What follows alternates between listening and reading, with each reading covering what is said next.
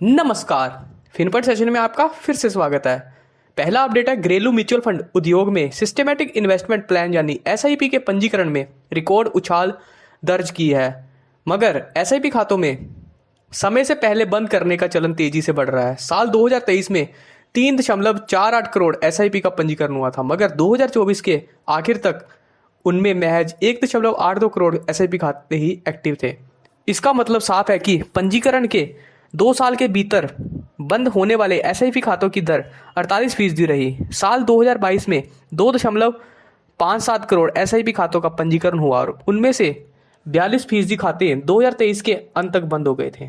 दूसरा अपडेट है, नेस्ले की पूर्ण स्वामित्व वाली सहायक कंपनी नेस्प्रेसो ने दिल्ली के सेलेक्ट सिटी वॉक में भारत का पहला बुटीक एक्सपीरियंस स्टोर शुरू किया है। कंपनी भारत में और अधिक रिटेल स्टोर खोलने का विचार करेगी।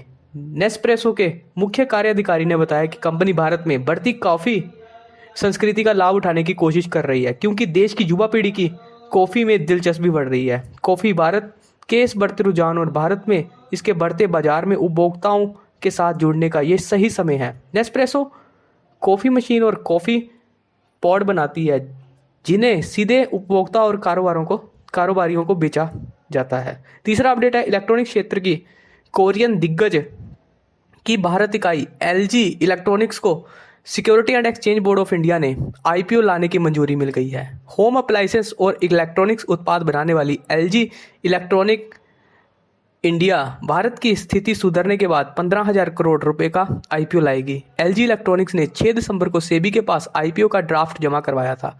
आईपीओ पूरी तरह ऑफर फॉर सेल होगा और इसमें प्रमोटर अपनी 15% हिस्सेदारी बेचेगी। आईपीओ के आकार के हिसाब से कंपनी का मूल्यांकन करीब 1 लाख करोड़ रुपए हो सकता है। एलजी इलेक्ट्रॉनिक्स इंडिया का आईपीओ देश का 5वां सबसे बड़ा आईपीओ होगा।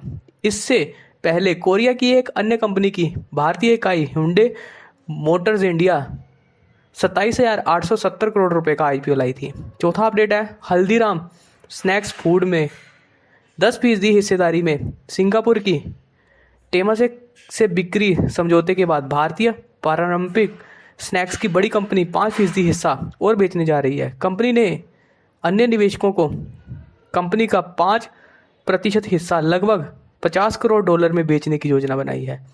इस प्रमुख स्नैक कंपनी में हिस्सेदारी हासिल करने की दौड़ में शामिल रही अन्य निजी इक्विटी कंपनियां ज़्यादा ऊंचे मूल्यांकन का हवाला देते हुए सौदे से पीछे हट गई हैं।